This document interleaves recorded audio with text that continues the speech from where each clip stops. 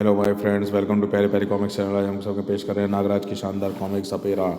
Channel पर first time आया, channel को सब्सक्राइब कीजिए। ये देख सकते हैं कवर पर सपेरा, एक पैक्ड पैड, पॉकेट पैड मुफ्त। संगीत कलाओं में सर्वोच्च कला, एक मस्ती भरी धुन हमारे पैरों को थिरकने में मजबूर कर देती है और इनकी धुन के सरव बदल कर अपनी अगर मार्मिक बना दे रहा है तो हमारी आंखें आंसू बहाने विवश हो जाती हैं। लेकिन संगीत की जादूगरी यहीं खत्म नहीं होती। प्रयोग द्वारा सिद्ध किया जा चुका है संगीत का प्राणियों एवं पौधों जैसी जीवित वस्तुओं पर भी आश्चर्यजनक प्रभाव होता है। गाय भैंस संगीत आदि प्रभाव से ज़्यादा दूध देने लगती है और पौधों में फसलों की रफ्तार बढ़ जाए तो कई गुना तेज होती है। संगीत का दूसरा असर घातक होता है। तानसेन दीपक रात दिए जलाते थे, मेघ मल्हार बादलों को बुलाकर पानी बरसा सकते हैं। बैजू बावरा जैसे योगी संगीतकार पानी से आग लाने का करिश्मा दिखा चुके हैं। आज के युग में अगर यह कला जिंदा हो चुकी है और यह अपने परंपराई रूप हो गया है। स्पीकर एवं एम्पलीफायर जैसे इलेक्ट्रॉनिक यंत्र द्वारा संगीत को सैकड़ों गुना शक्तिशाली बन गई है। उनका क्या असर हो सकता है ये नागराज आज अपनी आंखों से देख रहा है। आज ऊँट पहाड़ के नीचे आया है। आज मैंने बीन की धुन पर तेरे सांपों को पहले ही तेरे शरीर से बाहर निकाल दिया। और इन 10,000 वाट के स्पीकरों से दीपक राग की तरंगें तेरे शरीर को ऐसे भून जैसे मोमबत्ती की लौ पतंगे भून देती है। आज तू अपने मालिक से मिला है नागराज, क्योंकि तू एक मानवीय नाग है और मैं हूँ सपेरा। इस टकराव का कारण था वह समाचार जो लगभग 2 महीने पहले प्रकाशित हुआ था, लेकिन अब तक इसकी खबर गर्मी खत्म नहीं हुई थी। मैं आपसे इस बारे में कुछ जानकारी हासिल करने आया हूँ। मिस नीलोफर मेनन कड़ाक, तुमसे पहले लगभग 50 रिपोर्टर जिम में आज कर लोग लौट चुके हैं। कुछ खड़े होकर गए, कुछ लेट कर। पिछले 2 महीनों में तुम टी वाला अखबार वालों को बता रही हूँ कि मुझे अपने घरेलू मामलों से मीडिया वालों को मुँह दबाने का कोई शौक नहीं है। यह बात मैंने इस लड़की को बताई थी। अब पिता के गायब होने से तुम लोगों का ना तो कोई संबंध है, मेरे ना ही होना चाहिए। Now get lost and fast. हम आपकी मदद करने के लिए आए हैं मिस नीलोफर, मेरी मदद के लिए पुलिस काफ़ी प्रेस और मीडिया की मदद चाहिए। पुलिस भी जनता की मदद के बगैर कुछ खास नहीं कर पाती। अगर पुलिस ऐसा कर सकती है तो क्राइम फाइट टाइम और इंडिया मोस्ट वांटेड जैसे प्रोग्रामों की टीवी पे दिखाने की जरूरत नहीं पड़ती। ना ही पुलिस गुमशुदा भगोड़े अपराधियों को फ़ोटो दिखाने की जहमत पड़ती। शायद आपके पिता के बारे में टीवी पर एक प्रोग्राम है जिसके बारे में कोई व्यक्ति कुछ बता सके, लेकिन तलाश करने में मदद मिल सके। हम बात तो तुम्हारी समझ आई, पर तुम जैसे कमज़ोर लोगों से बात नहीं करती, हिम्मत वाला से आती है। एक शर्त है, ये वेबसाइट के 3 ब्लॉग रखें, इनको तोड़ दो तब मैं तुमसे बात करूँगी। राज नाम है मेरा। मैं भारतीय कम्युनिकेशन में संपर्क अधिकारी, कोई जूडो कराटे ब्लैक बेल्ट नहीं। कोई आसान सी शर्त बताइए। मैंने कहा ना कमज़ोरों से बात नहीं करती। तुम लोग आउट हो जाओ। 1 मिनट में रिपोर्टर हूँ, किसी कीमत पर रिपोर्ट प्राप्त करूँगी। मैं तोड़ूँगी ये ब्लॉग्स। तुम पागल हो गई हो? ये काम कैसे नहीं कर सकते? तो न्यूज़ एडिटर को क्या जवाब देंगे? हमें ब्लॉग्स तोड़ने का अच्छा हाथ तोड़वाना है तो मैं तोड़वा लेता हूँ। मैं तोड़ूंगा ब्लॉक्स। वैसे तो मैं एक उंगली से भी इन ब्लॉक्स को तोड़ सकता हूँ, लेकिन राज के रूप में ज़्यादा बहादुरी दिखाई तो नागराज का रहस्य खुल जाएगा। मैं अपना हाथ तोड़वाऊंगा।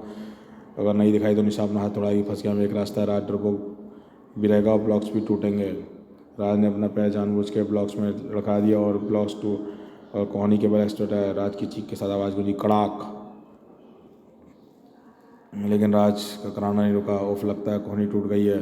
लेकिन तुमने अनचाही मेरे ब्लॉक तोड़कर मेरी शर्त पूरी कर दी। मैं कहानी बताऊंगी। रवि मेनन मेरे सौतेले पिता थे, या कहो कि हैं। मेरी माँ ने मेरी मुलाकात स्वीडन के दौरान हुई थी। शादी के बाद इंडिया आ गए और डैडी से कुछ सीख नहीं सके। मेरे अलावा मेरे डैडी महान संगीतकार थे। उनका मानना था कि संगीत सिर्फ मनोरंजन का साधन नहीं है, संगीत के अंदर अन्य भी महत्वपूर्ण गुण होते हैं। सबसे पहले मैंने चूहे पर तिलचट्टे जैसे जीवों पर किया। संगीत की खास धुनों से जीव स्वयं खिंच चले जाते थे। उनको नष्ट करना आसान हो जाता था। तरीका ना तो कोई खर्च करना, ना ही मेहनत।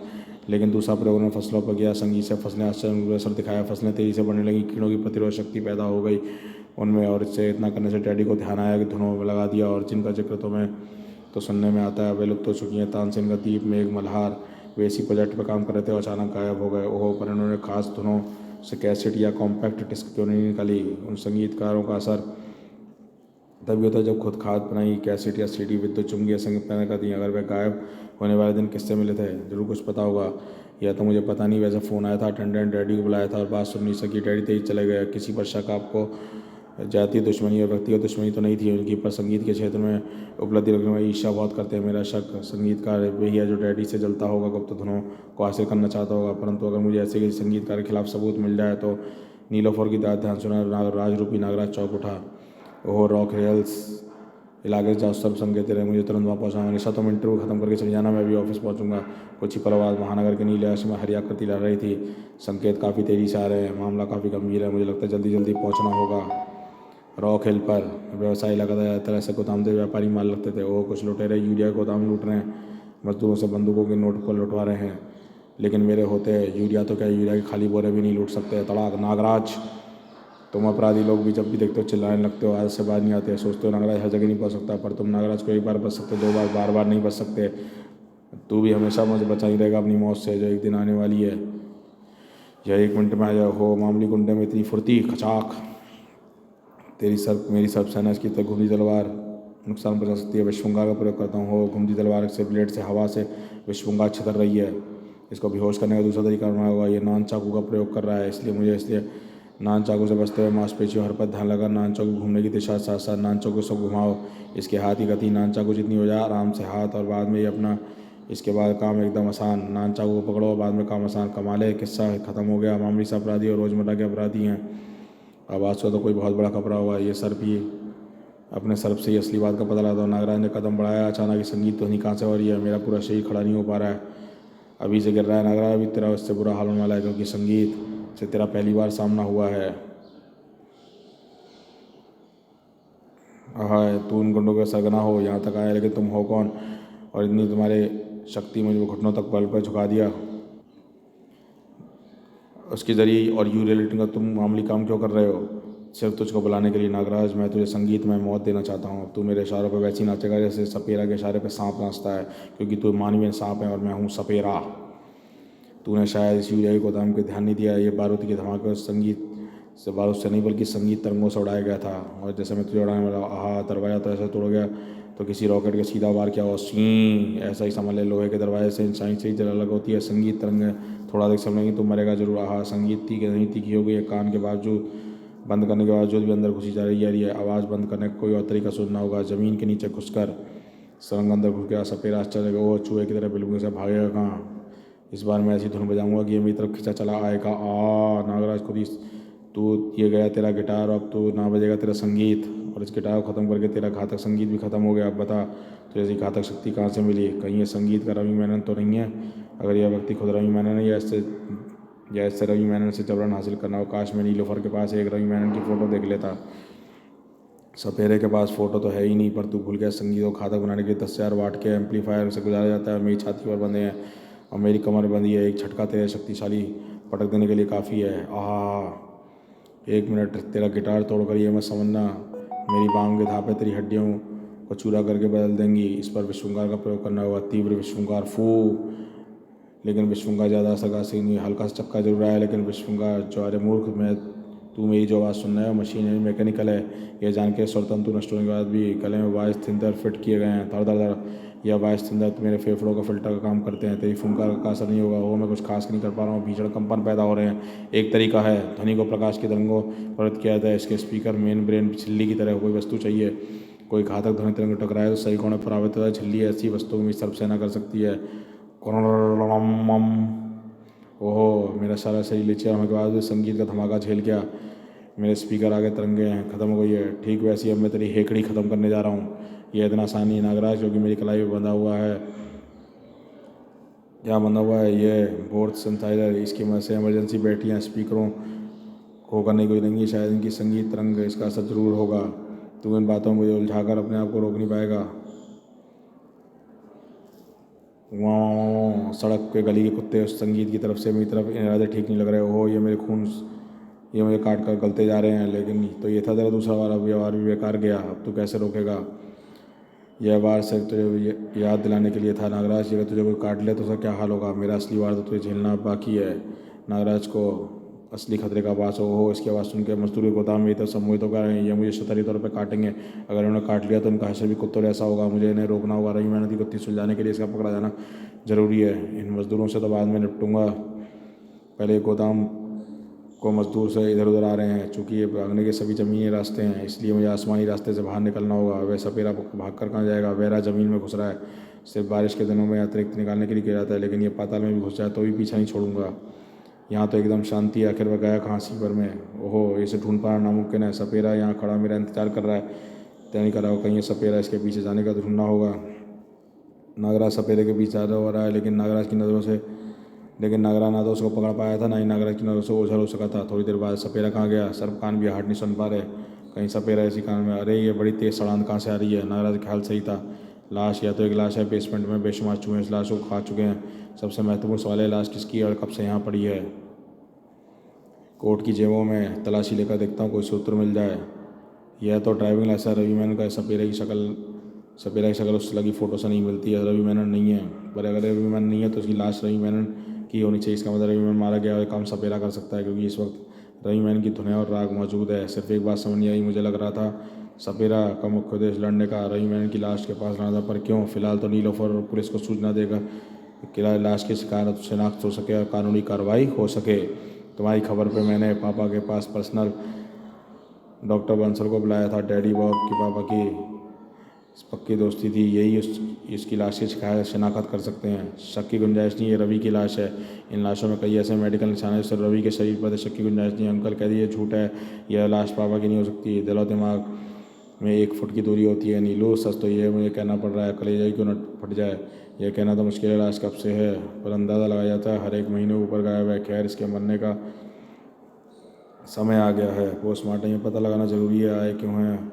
फिलहाल तो मुझे यहाँ से चलना है, क्योंकि रास्ते में एक रिपोर्ट मिली है कि नागराज कुछ देर में सपेरा नामक संगीत के अपराधी से यूरिया गोदाम बाहर मुठभेड़ हुई है। नागराज सपेरा पीछे कहाँ चला गया, गोदाम के आदमी को पता लगाना होगा। ओह, पर क्यों? गोदाम जलाने सपेरा का आखिर क्या हासिल हुआ? कागज़ का टुकड़ा ज़मीन पर कैसा पड़ा है? खून का निशान लगा है। इसको किसी का फ़ोन नंबर का हैंड राइटिंग तो पापा की है, कहीं ये वही फ़ोन नंबर तो नहीं जिसे आखिरी वक्त पापा निकलते वक्त कागज़ पे लिखा था। पता लगा रहा हूँ इस फ़ोन नंबर किसका है। पापा के हत्या तक पहुँच कर तो इसका खून पी सकूँ मैं। अच्छा नीलोफर, अब इजाज़त तो मुझे ऑफिस पहुँचना है। 1 मिनट राज, ये इंस्पेक्टर संगीता के पे क्या बात कर रहा था? सपेरा नाम का क्या अपराधी? डिटेल तो मुझे पता नहीं, पर इतना पता है ऐसा अपराधी है संगीत को अपना हथियार बनाया हुआ है। ओह, सपेरा भी हत्यारा तो नहीं है, लेकिन जिसकी मुझे तलाश है। कल तक मुझे पापा के गुम होने के बारे में एक भी क्लू नहीं था। आज मेरी सारी स्थिति स्पष्ट हो रही है। हत्या तक पहुँचने का रास्ता ही मिल गया है। हत्या तक पहुँचने का रास्ता क्या है? छोड़ो, पहले ये बताओ कि आखिर तुम इस इमारत के बेसमेंट में लाश तक पहुँच कैसे है? वो दरअसल तुम्हारे जिम से निकलने के बाद टैक्सी लिया और रेस्ट ड्राइविंग कर रहा था। डर के मारे घस आ गया तो टैक्सी ने तो कर नीचे उस तरह का। काफ़ी देर तक सुनसान में सवारी नहीं, पर एक कुत्ता मेरे पीछे जरूर पड़ गया था। उससे बचने के लिए मैं भागा, तभी कहा न जाने कहाँ से नागराज आ गया और नागराज ने मुझे यहाँ की इस तहखाने में पड़ी लाश के बारे में बताया, ताकि फिर मैंने पुलिस को खबर दी। रेस्ट ड्राइविंग में घस आ गया, कुत्ते भौंकने से डर गए। कम रहा, तुम इतने डरपोक तो नहीं जितना बन रहे हो। मैं फ़ाइटर को आँख बंद करके पहचान सकती हूँ। तुम एक फ़ाइटर हो। काश तुम्हारी बात सच होती। चाहता तो मैं भी डरपोक नहीं, एक फ़ाइटर बनूँ। नागराज पर शक करने वाले की लिस्ट लंबी हुई थी और उसके दुश्मनों की लिस्ट भी। रवि मेनन की मौत की खबर तो दुनिया को लग गई है, लेकिन कुछ लोगों को मरना अभी कुछ और लोगों को मरना है। काम पूरा होने के दौरान मुझे नागराज से फिर टकराना होगा। मुझे नागराज की कार्ड तैयार करनी होगी, वरना मुझे काट डालेगा। अब मुझे अपना काम पूरा करने के लिए पहले किसी कीमत पर हारना नहीं चाहता। घबराओ मत, तुमने नागराज को पर अपनी शक्तियों से जो वार किया, इसलिए तो वह शक्तियों से वार किया था, इसलिए तुम हार गए। तुम नागराज की कमजोरी को वार करो। नागराज की कमजोरियाँ हैं, उसकी शक्तियों को छीनो ना। और उसकी शक्तियाँ छीड़ कैसे होंगी? नागराज शक्ति और शरीर में वास करने वाले सूक्ष्म सर्पों की कमजोरी है बीन की धुन। मैं समझ गया, मुझे संगीत यंत्रों की बीन की शामिल करना है। इससे रवि मेनन की राग परफेक्ट करना है। यह दीप राग मला और ये राग मुझे वह शक्ति जाएंगे। सामने ना दुश्मन टिक पाएगा ना नागराज। सपेरा के दुश्मन के सपेरा के अस्तित्व के वाफे को खबर थी। सरकार हमारे यूरिया वाले गोदाम जल गया। अभी से मजदूर खबर ले गया। जल गया कैसे और मुझे खबर क्यों नहीं मिली पहले? क्योंकि गोदाम जलाने वाले गुंडों ने पहले मजदूर को पीट कर अधमरा कर दिया था। खबर कौन देता? वैसे पुलिस ने उन गुंडों को गिरफ्तार कर लिया। कौन थे वे? लाखों का नुकसान करने वाले। किसी सपेरा नाम के आदमी के थे। सपेरा अभी तक पुलिस को गिरफ्तार नहीं कर पाई है। सपेरा, ये जस्सा कौन सा नया दुश्मन पैदा हो गया टकले? और ये सपेरा हमारे पीछे क्यों पड़ा है? क्यों नुकसान चाहता है? कहीं ये अच्छा नहीं है, मैं कुछ समझ नहीं पा रहा। कौन हो सकता है? चारों तरफ आदमी तैनात करो। जहाँ तक मैं समझ रहा हूँ उस सपेरे का अगला हमला यहीं पर होगा। इस बात का आभास दूसरों को भी हो रहा था। ये रहे वे गुंडे जिन्हें गोदाम में आग लाई थी। नागराज पूछताछ की, सपेरा कौन है, रवि मेनन किसने मारा? ये सब यही कह रहे हैं किराए के गुंडे थे। असफल हो जाने किसने पैसे दिए थे, पर एक और नई महत्वपूर्ण जानकारी मिली। आओ मैं तुमको एक आदमी से मिलवाता हूँ।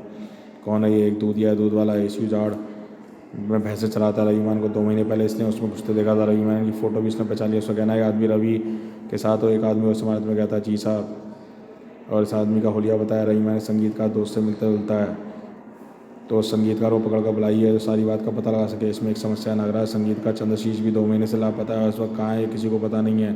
वो सपेरा कुछ सुराग नहीं मिल रहा, लेकिन उससे बड़े यूरिया गोदाम किसने जलाया, किसका था वह गोदाम? किस जस्सा नाम की यूरिया डीलर था। बेचारे की किस्मत ख़राब है। सपेरा ने किसी कारण से गोदाम को लूटने की कोशिश की है। यह सहयोग नहीं हो सकता। महानगर के सारे बैंक ज्वेलर छोड़ के सपेरा ने गोदाम लूटने की कोशिश की। वह संबंध क्या है, जज शाह से मिलकर ही पता लगेगा। नीलोफर की खोज भी जज शाह पे आकर ख़त्म हुई है। टेलीफोन इंक्वायरी से मुझे पता लगा कि जज शाह का नंबर है। या तो जज शाह पापा का हत्यारा है या फिर पापा का हत्या से कोई संबंध है। सच्चाई क्या है, जज शाह ही बताना होगा, चाहे वह जानने के लिए मुझे उसकी सांस की नली को उसके गले से अलग क्यों ना करना पड़े। जज शाह क्या आज क़यामत की रात थी? यह क्या कह रहा है जद्दू, तेरा दिमाग फिर गया? पक्का इंतजाम कर लिया है पुलिस को, आज उसकी लाश भी मिल गई है। तो फिर ये सपेरा कौन है? संगीत की तरंगे उसके पास कहाँ से हैं? ये मेरे पीछे क्यों पड़ा है? खैर जो भी हो, चारों तरफ अपने आदमी तैनात कर दो। तू भी अपनी सुरक्षा का इंतजाम कर रहे।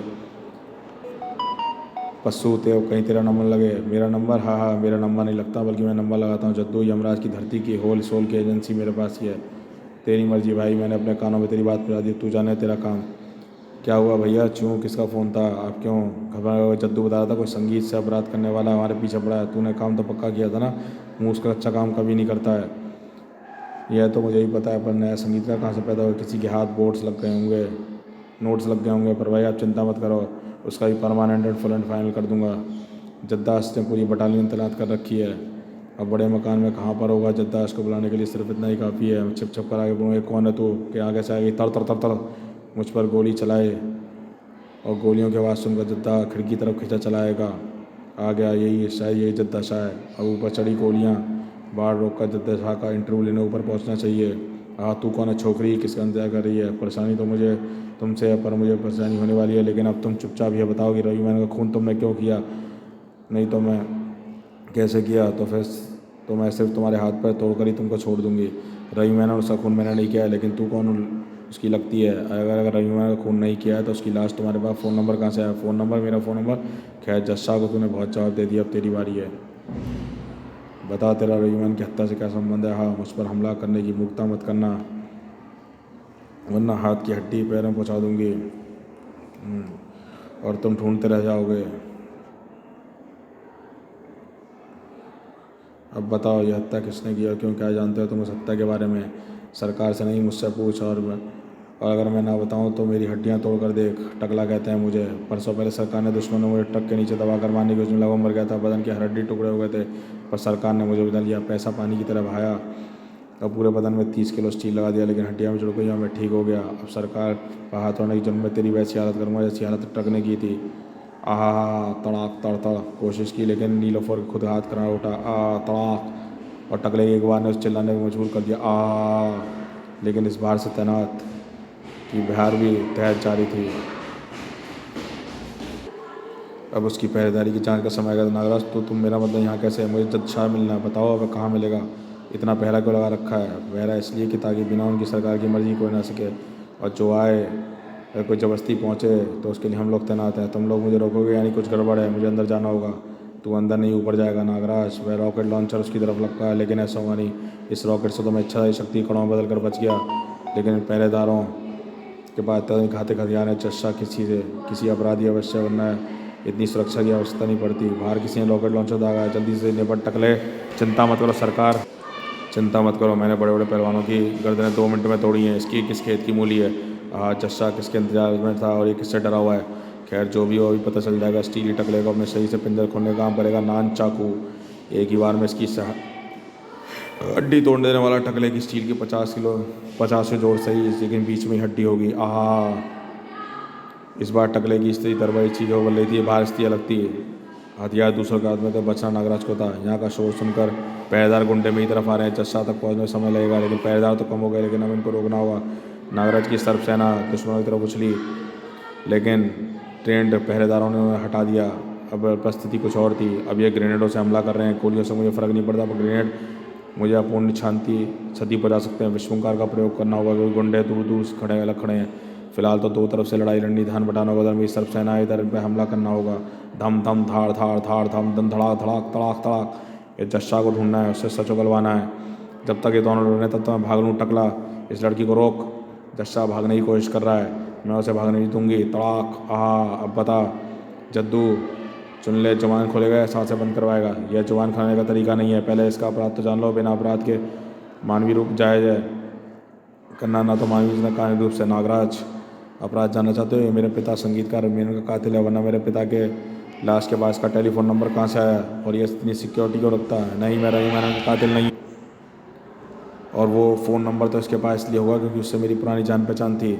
ये शायद सच बोला नीलोफर या झूठ, पर राज ने मुझे इस केस की काफ़ी जानकारी दी। मुझे लग रहा है कि इसकी जो एक बात तो ये जानता है, एक बात या तो जानती ही नहीं हो या भूल रही हो कि यह रवि मेनन मौत के दिन खंडर में उसके साथ साथी संगीत का चंद्रशीष भी था। तब से वह लापता है और तब से सड़कों पर ऐसा अपराधी घूम रहा है जो सपेरा है और अपने सपेरा बन के अपराध संगीत कर रहा है। यह तय है कि असली कातिल तुम नहीं हो। उसकी जानने की कोशिश मत करो, यह तो संभव नहीं है नागराज, क्योंकि अगर एक कातिल नहीं है तो उसका हत्या संबंध जरूर है और मैं इसे याद नहीं कर सकती।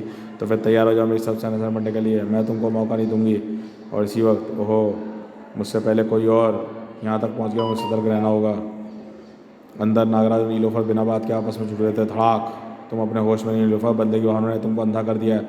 मैं तुमको बिना किसी हथियार इस्तेमाल नहीं करूँगा क्योंकि तुम निहत्ती हो, क्योंकि मेरी उंगलियों का वार तुम्हारा पेट फाड़ देगा। सच में अगर तुम्हारे दिल पर वार किया तो क्या होगा?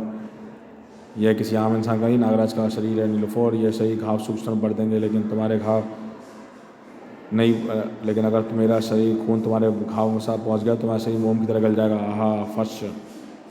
तभी एक टंकार की से अलग फेंक कर आहा यह क्या? सपेरा चकरा गया नागराज, पर चकित मत हो, मैं तेरे करना चाहिए तो याद है कि लड़की कौन है? यह मुझे मानना है, इसने बचाने की सिक्योरिटी लाई थी, इसी ने मारा हुआ रवि मेनन को। यह संगीतकार है। और क्या? हाँ, चंद्रशीष अब सपेरा बन गया है। मैं उसकी तस्वीर देखी है, यह कोई और है। यह वही होगा पर चेहरे में मास्क ला रखा है। वो सचमुच, पहले मैंने इसका ध्यान नहीं दिया था। यह तब तो जस्सा सच बोलेगा रवि मेनन की बेटी नीलोफर की तेरी असली शक्ल देखनी होगी, पर अब सच झूठ का फैसला यहीं कर देगी। चंद्रशीष को मैंने भी देखा हुआ है, यानी तू सचमुच मास्क पहना हुआ था। तू अपनी असली शक्ल छिपाना चाहता था, सिर्फ यही? तू कातिल? आहा, मेरा मास्क हटाने की कोशिश मत कर, इसमें तेज़ करंट दौड़ रहा है। अब मैं तेरी कहानी को यहीं ख़त्म करूँगा जद्दू शाह। पर क्यों सपेरा, क्यों मानना चाहते हो तुम मुझे? इसका जवाब मैं तुमको देना ज़रूरी नहीं समझता नागराज, पर चेतावनी जरूर दूंगा। मेरा रास्ता बार बार एक बार काट चुके हो, दोबारा मत काटना। तीसरी बार काटने लायक बचोगे नहीं। मैं इस कहानी का रहस्य ढूंढने परेशान हो गया हूँ। कौन किसका दुश्मन है, किसको मारा? रवि को, जज शाह को मारना चाहते हो? पर मैं सच जान के ही रहूँगा। मैं तुमको चेतावनी दे चुका हूँ नागराज, सपेरे से नाक टकरानी चाहिए, क्योंकि नाक सपेरे को एक बार काट सकता है लेकिन उसके कांटे की जड़ी पहले तैयार रखता है। अब ले कई कांटे तैयार, ले सुन चीख, ई वी। ये तेज़ सीटी मेरे दिमाग को मथ रही है, मिल्क शेक की तरह है। मैं अपने कानों में ध्यान लगा रहा हूँ, सुनाई तुम रोकने का, मेरी श्रवण नली अवरुद्ध कर दें ताकि आवाज़ कि मेरे सूक्ष्म स्वर को आदेश देता हूँ, श्रवण नली को अवरुद्ध कर दें। ध्वनि को मैं अपने पास महसूस तो कर सकता हूँ लेकिन मुझे बेचैन करने योग्य तीव्रता नहीं है। अब मैं इससे नली के छिद्रों से आराम से पस निकलने के लिए अच्छा वार है। तेरे सूक्ष्म मेरी नलिका को बंद कर दिया है। तीखी नलिका, तीव्र तीखी ध्वनि बंद हो गई है। अब यंत्रों में करण दौड़ाकर तेरे सांपों को हटा नहीं सकता, पर इस शॉर्ट सर्किट से ख़राब हो जाएंगे। पर चिंता की कोई बात नहीं, मैं तेरे एक हथियार लाया हूँ। यह बीन, ये सपेरा ने बनाई है। सपेरा की धुन से अपने आप को रोक नहीं पाएंगे। ओह, ये प्रतिरोध महसूस कर रही है। इस कान से बंद होने के बावजूद भी कंपन पैदा हो रहे हैं। इससे बचने का कोई तरीका नहीं। हाँ, देखिए मेरी शक्ति, अगर मैं इस धुन की तीव्रता जरा और बंद कर दूँ तो शरीर से सांप बाहर निकलना चाहिए। अब तू कुछ नहीं कर पाएगा। अब तेरी मौत का वक्त आ गया जद्दू, और तेरा समय बर्बाद ना हो इसलिए मैं तेरे मरने का क्रियाक्रम यही करता हूँ। दीपक राग से खर्र, और दीपक राग से तेज अग्नि पैदा हुई और अग्नि से जद्दू शाह का शरीर झुलसना शुरू हो गया। और जानता है, बताता हूँ क्योंकि तू कुछ जानना चाहता है। देख देख मेरी शक्ल को, पहचान मुझे कमीने। ले देख तूने मेरा क्या हाल किया है।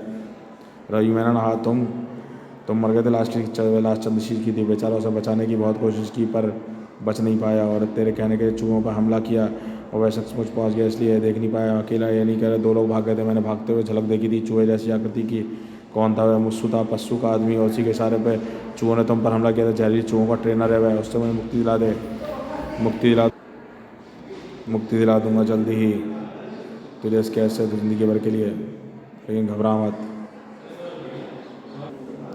अगर मैं तुझे ऐसे छोड़ दूंगा ज़िंदगी भर इसी जलन में तड़पता रहेगा, पा मरेगा नहीं। लेकिन घबरा मत, मैं तुझे ऐसा करूंगा नहीं। मैं तुझे मुक्ति दिलाऊंगा। चंद रुपयों के लिए मेरा संगीत मुझसे छीना, फिर दिलाऊंगा तुझे मुक्ति। अब जरा और तड़प।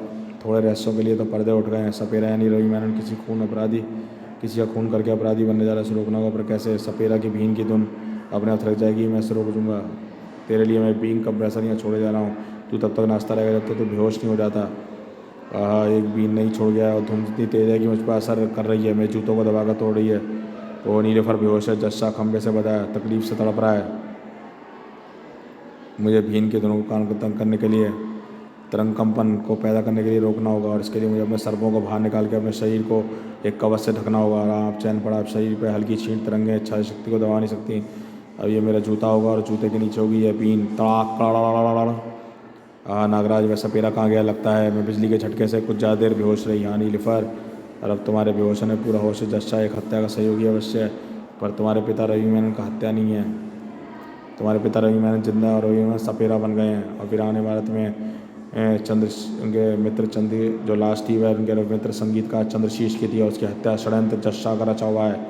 और इसको आप अपने किसी की सजा तो सपेरा खुद दे गया, पर हत्या का प्रयास में किसी मूस के पीछे गया। उसे रोकना होगा। रवि हत्यारा बन गया, उसका ठिकाना पता लगाना होगा। वह पता जद्दू शाह से पता चलेगा। बोलो जद्दू कहाँ है मूस? वह 6 अत्र लेन स्वाति नगर में मिलेगा। इस जलन से मुक्ति दिला दो।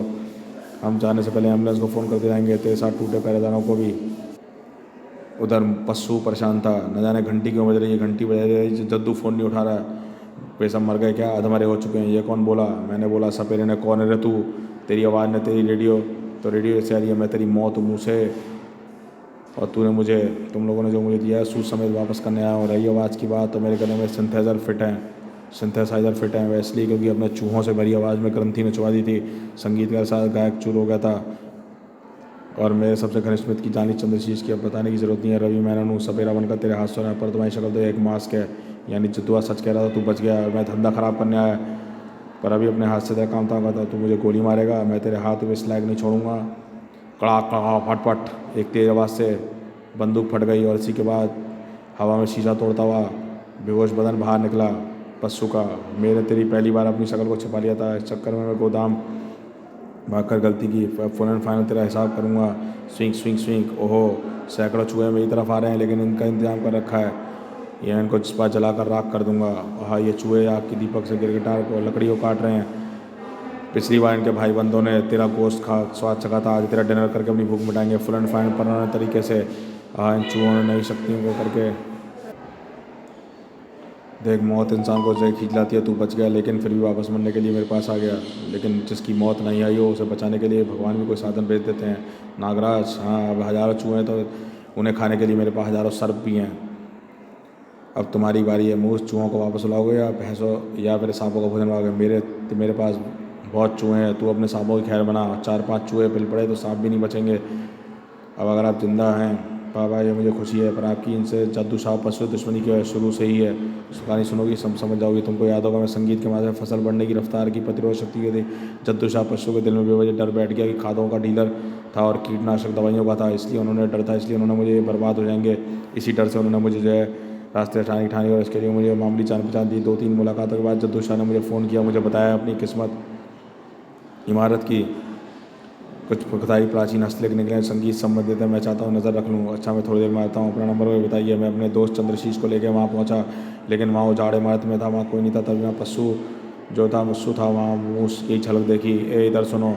और उसके बाद कई सारे वहाँ ट्रेंड चूहे थे। चूहों ने हमें खाया मांस को नीचे से। पर चंद्रशीष तो मर गया, लेकिन मेरी हालत भी उनकी चंद्रशीष जैसी होती है। माउथ ऑर्गन पड़ी थी। मैं कोट की जेब से निकाल के ज़मीन में पड़ा था। थके फेफड़ों से असदा धुन बजाई। उससे चूहे भागे तो नहीं, पर उनका हमला थोड़ा धीमा हो गया और तब मैं चूहों से अधमरा मांस खा चुके चंद्रशीष की तरफ मुड़ा। चूहे अलावा मांस खा चुके। मैं जिंदा बचने का कोई सवाल नहीं था। मांस खा चुके थे, जिंदा बचने का सवाल नहीं था। मैं खून की तरफ से था। बड़ी मुश्किल से होश संभाल कर बाहर निकला और होश छीने रहे थे। मैं चेतन मस्तिष्क में था। वह डॉक्टर बंसल के पास पहुंचा। हालत देखकर चौंक उठा। नकारात्मक इशारे से मना कर दिया और चैंपियनशिप की प्रतियोगिता शुरू होने वाली थी, उसमें विधान पैदा ना हो। सर हिलाकर मैं बेहोश हो गया और फिर जब होश आया तो मेरे गले में पट्टी बांधी थी। आवाज़ ग्रंथि नच गई थी तो कहा, बोल तो नहीं सकता था, लेकिन उसने मेरे जो है पुलिस कानून की मदद से सोचता कभी न कर पाता, इसलिए दुनिया की नज़र में रवि मैन को मारकर मैं सपेरा बन गया। और सब से डॉक्टर बंसल ने कोर्स को में इलेक्ट्रॉनिक वॉइस सिंथेसाइजर लगा दिए और मैं पावरफुल स्पीकरों का इंतजाम किया और बाकी चीज़ें लगाकर और मास्क पहनाकर मैं रवि मैन से बन गया एक सपेरा। और रवि मैन के जिंदा होने की बात तुम लोगों को ना बड़े कातिल के बेटी के नाम से पुकारे।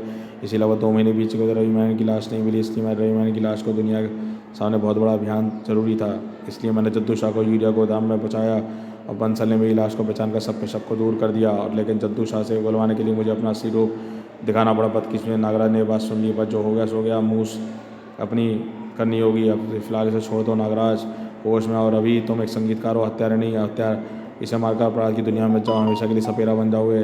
कानून, हाँ, कहाँ से लाऊंगा मैं सबूत, कहाँ से लाऊंगा चश्मदीद गवाह? मैं कानून का तो हमेशा देखता रह जाऊँगा, हत्यारे छूट जाएंगे। नहीं रवि अपने हाथ खून समझ नागराज ठीक कह रहा है पापा, आप ये काम नहीं करेंगे, ये काम मैं मुझ पर छोड़ दीजिए तड़ाक। तुम दोनों बदले की बहाना में अंधे हो चुके हो। अगर तुम्हें हर इंसान तुम्हारे से सोचने लगे तो आधिकालीन कबीला व समाज को आधिकालीन कबीला बनने में देर नहीं लगेगी। यह बदला नहीं न्याय है नागराज, और मेरा न्याय अपने वैश्यों होने का तुम इस न्याय में नीलोफर से ऐसी तोड़ देगी जैसे कानून तोड़ रही है। मजाक करना छोड़ दो नीलोफर, अधिकतर सब निकल जाने से अशक्त जरूर होगा, पर शक नहीं कि तुम दोनों से निपट ना सकूँ। तुम ठीक कह रहे हो नागराज, हरा नहीं पाऊंगी इसलिए पापा काम करूंगी और मैं मुँह से निपटूंगी। और सपेरा मैं तुमसे शुरू से ही गड़बड़ दूर रखना चाहता था बेटी, पर लगता है इसके अलावा कोई चारा नहीं है। पर अब काम देने का तुम उसकी हड्डियाँ तोड़ो, मैं नागराज से निपटता हूँ।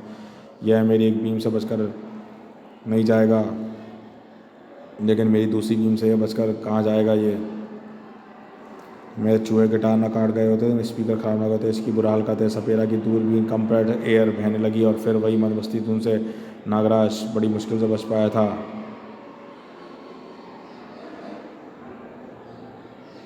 फिर वही धुन, इस बार तो मैं शरीर में सांप भी नहीं बचे, मेरे शरीर से निकल सुरक्षा का ढक सकें, लेकिन छुटकारा पाने का रास्ता सोच पाऊंगा तब तक मुँह सर पस्सू अध मेरे हो चुके होंगे।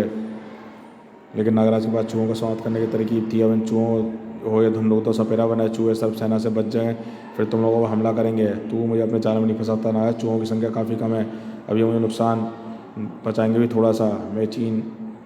मेरी बीन बंद कर दी तो मेरी योजना चकनाचूर हो जाएगी।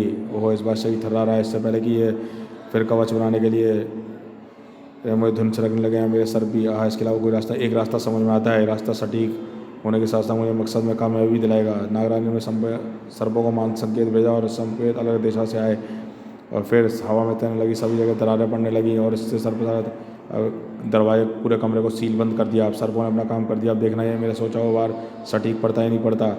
और फिर हजार सर्पों ने गहरी सांस ली और हल्का सा निर्वात उत्पन्न हो गया, सबकी हल्की सांस घुट गई, संगीत तरंगों में छीड़ता पैदा हो गई। अब मैं बीम की तरंगों से आज़ाद हो चुका हूँ। मैं सोचना सही है, संगीत तरंगें ध्वनि तरंगें का ही ग्रुप है। ध्वनि तरंगें बगैर किसी माध्यम के नहीं चल सकती। कमरे का माध्यम हवा विरल हो गया है और 10 सेकंड और लगेंगे संगीतमय कैसे आज़ाद होने में और इन सबको काबू करने में। नागराज ने अपने तय गई समय से लक्ष्य को पा लिया था। नागराज सपेरा को कहीं नचा दिया था और इस तरह सपेरा अरमान दिल में ही दब गए। वह सच पूछा भारतीय, मुझे सपेरा के साथ सहानुभूति है, उसने गलती तो की, लेकिन इतने में कानून को अपने हाथों में ले लिया। हर इंसान को बर्बादी के पीछे किसी दूसरे इंसान की तरफ होने की परिस्थितियाँ ही होती हैं। नाग मेरा मतलब राज, और फिर भी अपराध ही होता है। पर एक बात मैं विश्वास कर कह सकती हूँ कि आज के बाद सपेरा के नंबर 1 दुश्मन जद्दू नुस्सू या पुस्सू नहीं होंगे, नागराज होगा। इसलिए उसको सावधान रहना होगा।